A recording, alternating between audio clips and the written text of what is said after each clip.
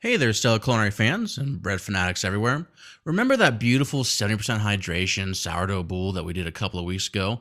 Well, if you take that technique and you add our house-cured pancetta, then you get pancetta bread. That's right.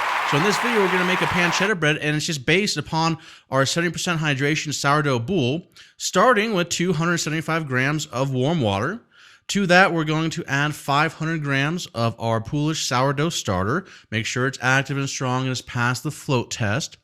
Mix this all together just to make sure that the Polish is nice and dispersed within the water. Add in 500 grams of bread flour and then mix with a wooden spoon for about 30 to 45 seconds until it just comes together into a loose, shaggy dough.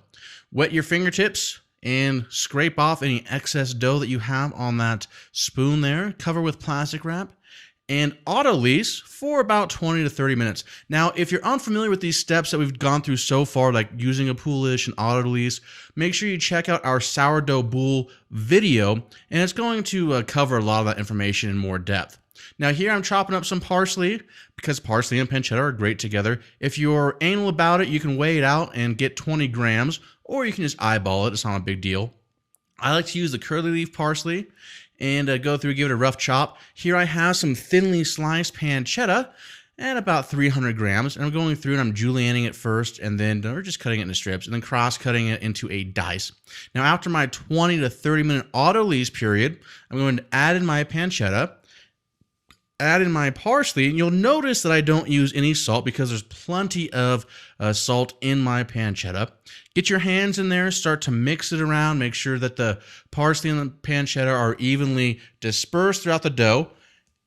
And now comes our kneading process, which if you've been playing along at home and watching our previous videos, you're very familiar with. We're going to do the slap and fold here, pick it up, invert the dough, slap it, fold it over. This is going to allow us to form a gluten structure that is not overly worked. Now, once it comes together and starts to form a cohesive piece of dough, at about 5 to 6 minutes of the slap and fold method, we're going to slightly dust the surface of our work surface with some flour and dust both sides of the dough. Do a standard stretch and fold where we're pulling out one side, folding it back into the center, pulling out the other side, folding it back into where the center used to be, then pulling out the opposite side, folding it in, and then pulling out that final last side that hasn't been stretched yet, folding it all the way over the top, tucking it underneath, rounding the dough by just cupping and rounding, and then doing a tension pull where we're just dragging that dough along the work surface to tighten the exterior gluten structure and give it something to rise against. Now we're going to cover this with plastic wrap and allow it to bench rest for 10 minutes. And you'll see here that it hasn't really flattened out. It hasn't lost its shape, even though it is a 70% hydration loaf. So I'm going to do one final stretch and fold just to reinforce the gluten network. Now, if this dough had really flattened out on me and it was still feeling pretty loose, then I'd probably perform 2 more stretch and folds at 10-minute intervals for a total of 3 stretch and fold at 10-minute intervals. And that's just going to ensure that you have a nice, well-developed gluten structure without overworking the dough or over kneading the dough, which is going to give you a more dense crumb and a more dense loaf and kind of oxidize the loaf and not give you a whole lot of flavor. So again, see how I'm using the fact that that dough is still slightly tacky to stretch it when I'm doing that stretch and fold to really let a portion of it stick to the surface and then pull it out and tuck it over. And now here I'm doing the tension pull method where I'm just dragging it along that surface and tightening the exterior gluten structure. Then I'm going to spray just any plastic container that I have. Here I just have a 6-quart Cambro. They're fairly convenient, and place my dough into that 6-quart Cambro, cover with some plastic wrap, and allow it to bulk ferment at anywhere from about 2 to 4 hours at room temperature, or you can place this in your refrigerator and let it retard overnight, slowing down the fermentation, making the process a little bit more convenient, and you have the added benefit of having a little more flavor. Now, at the end of your bulk fermentation process, it should look like this, kind of springy and responsive. It should have doubled in volume. You're going to use your trusty plastic bowl scraper and gently release that dough from the sides of the container. And then it's time to form it into a boule. So then we can go into our proofing stage. So to form this, we're just going to do a simple stretch and fold one more time where we pull out one side, stretch it back into the center, and do this all the way around. You've seen this technique before.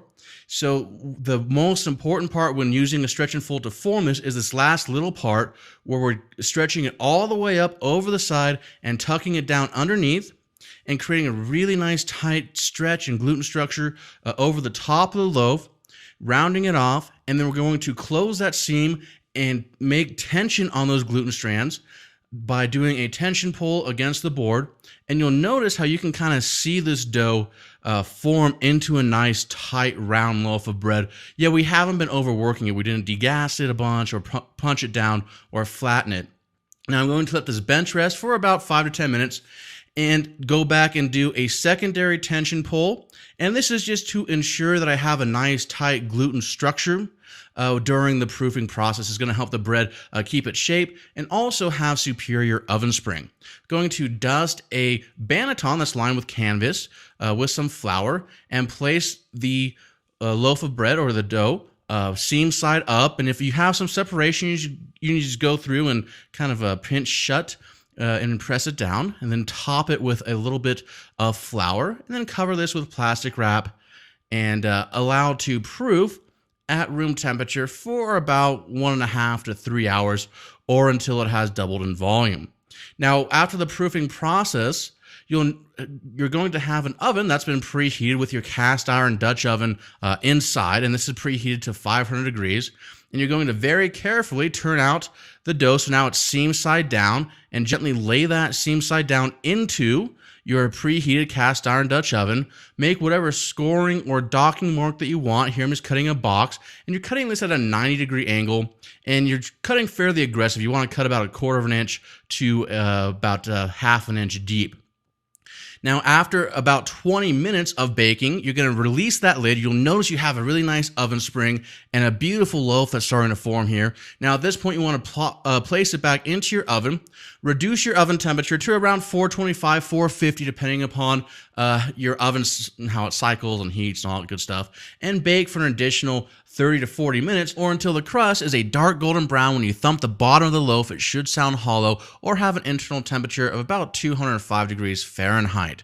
Cool on a wire rack for about 2 hours before slicing.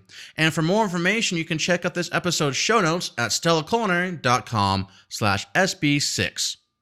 Now, for related video techniques, you can click on each corresponding video clip shown here to be taken to that video immediately and watch it. So you can watch our video on how to make a basic sourdough loaf, how to make a Polish sourdough starter, how to make our Eastern European inspired sourdough brown bread, and how to make your own house-cured pancetta if you'd like to use that in your pancetta and parsley bread. Also, click on our logo here to make sure that you subscribe to our YouTube channel and never miss a new technique video ever again.